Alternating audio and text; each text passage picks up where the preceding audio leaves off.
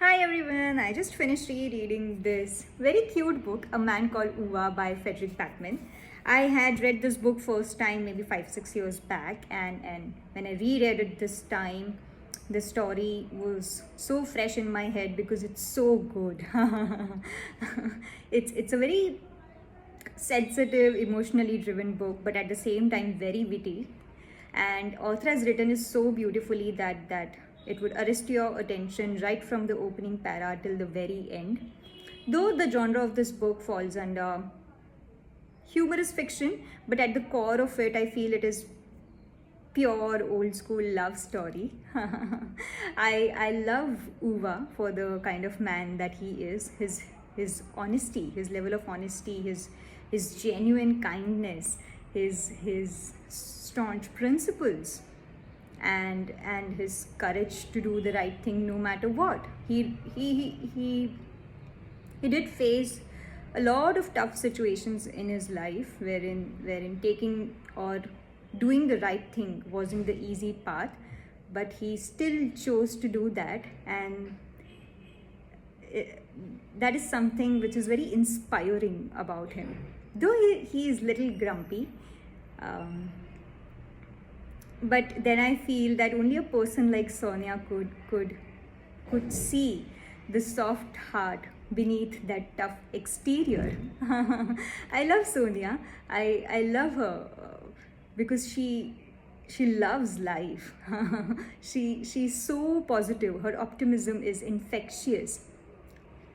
She did go through a lot of tough times, but what is inspiring about her is that she always chose light. I also love her because of her love for books and her effervescent, hearty laughter. I'll just read out a few lines from this book.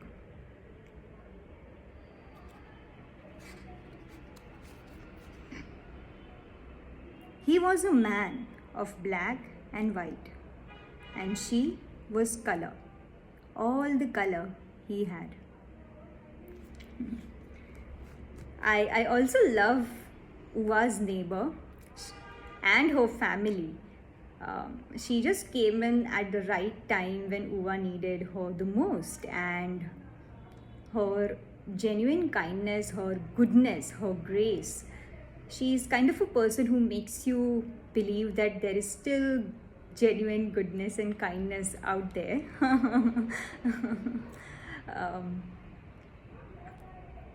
It's a very good, heartwarming, feel good book, and I would highly recommend you all to go with this one.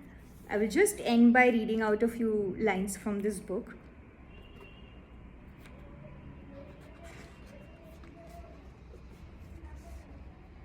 Death is a strange thing.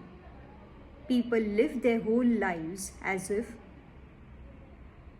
it doesn't exist, and yet it's often one of the great motivations for living.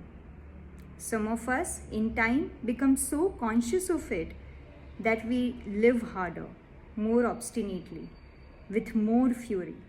Some need its constant presence to even be aware of its antithesis.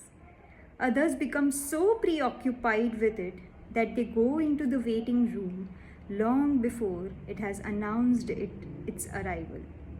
We fear it. Yet, most of us fear more than anything that it may take someone other than ourselves.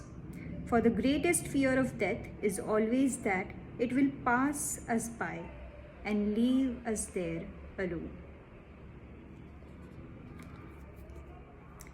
One of the biggest takeaway from this book is that people who genuinely give you that pure love, make you feel that pure love, don't take those people in your life for granted.